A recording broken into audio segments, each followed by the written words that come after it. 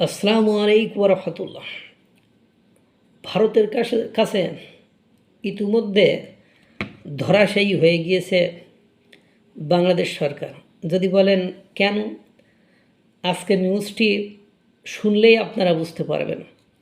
BNP সরকারের মাত্র 5 মাসের মাথায় পররাষ্ট্রনীতি, যার পররাষ্ট্রনীতি ধ্বংস হয়ে যায়, যার পররাষ্ট্রনীতি, ভারতের পররাষ্ট্রনীতি বিশ্বের সবচেয়ে বিখ্যাত পররাষ্ট্রনীতি বর্তমান সময়ে, তার সাথে কাতুকুতু দিয়ে খেলা করতে গেলে বিপদে তো পড়তে হবেই। 5 মাসের মাথায় পররাষ্ট্রনীতি এমন এক পর্যায়ে এসে দাঁড়িয়েছে, প্রায় প্রতিটি উচ্চ পর্যায়ের বিএনপি বিদেশি সফরই নতুন রাজনৈতিক কূটনৈতিক ব্যাখ্যার জন্ম দিচ্ছে।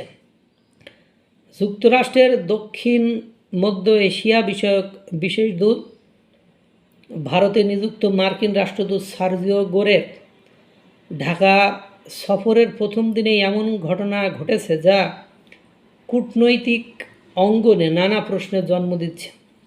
পররাষ্ট্রমন্ত্রী খলিলুর রহমানের সঙ্গে বৈঠকের পর কোনো যৌথ বিবৃতি দেওয়া হয়নি।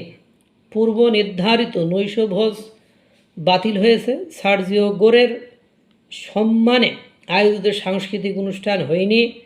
আমেরিকা ফার্স্ট বা let's make America great again ওয়ালা পররাষ্ট্রমন্ত্রী খলিলুর রহমানের মন্ত্রণালয় কেন চুপ, এর কোনো উত্তর নেই।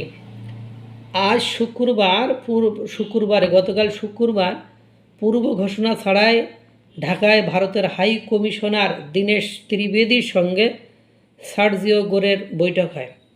এসব ঘটনার সঙ্গে মিলিয়ে ভারতীয় গণমাধ্যম গত কয়েক সপ্তাহ ধরে যে বিশ্লেষণ প্রকাশিত হচ্ছিল, বিশেষ করে শেখ হাসিনার দেশে ফেরার ঘোষণা, আওয়ামী লীগের ভবিষ্যৎ, বাংলাদেশ চীন ঘনিষ্ঠতা, ভারতের কৌশলগত উদ্বেগ, সেগুলোর কিছু প্রতিফলন বাস্তব ঘটনা প্রবাহে দেখা যাচ্ছে বলে কূটনৈতিক পর্যবেক্ষকদের একটি অংশ মনে করেছেন। ভারতীয় গণমাধ্যম আগে থেকেই দাবি করেছিল সার্জিও গোরের ঢাকা সফরের সঙ্গে জড়িয়ে আছে আওয়ামী লীগ ও ভারতের স্বার্থ।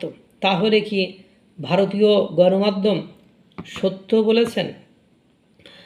এরপরে সার্জিও গোরের সঙ্গে গোপন বৈঠকের পর খলিলুর রহমান বিভিন্ন বিষয়ে সাংবাদিকদের প্রশ্নের উত্তরে বারবার বলেছিলেন এটা আলোচনা হয়নি। আসলে কি বিষয়ে বৈঠক আলোচনা হয়েছে? বিশিষ্ট সাংবাদিক, রাজনৈতিক ভাষ্যকার, এই সময়ের বুদ্ধিজীবী মাহবুব কামাল বলেছেন, খলিলুর রহমান পররাষ্ট্রমন্ত্রী, অথচ প্রধানমন্ত্রী মালয়েশিয়াকে উসিলা করে প্রথম গেলেন চীনে। আমি খানিকটা অবাক হয়েছিলাম।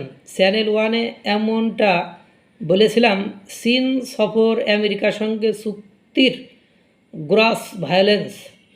না জানি কি হয়। সার্জিও গোরের সঙ্গে মিটিং শেষে খলিলুর রহমানের মেলান ও শুকনো মুখ দেখে কিছুটা আন্দাজ করতে পারছি প্রধানমন্ত্রী কি বুঝতে পারছেন পররাষ্ট্র নীতিটা জটিল হয়ে যাচ্ছে, তাকে পরামর্শ দিচ্ছি নিজে মাথা খাটান। এইসব নিয়েই সাজানো হয়েছে বিভিন্ন ধরনের অবস্থা। ভারত যে খেলাটা খেলছে, ভারতের কাছে ধরাশয়ী হয়েছে, এটা সুনিশ্চিত বোঝা যাচ্ছে। আল্লাহ তাআলা সকলকে ভালো রাখুক, সুস্থ রাখুক। আসসালামু আলাইকুম রহমতুল্লাহ।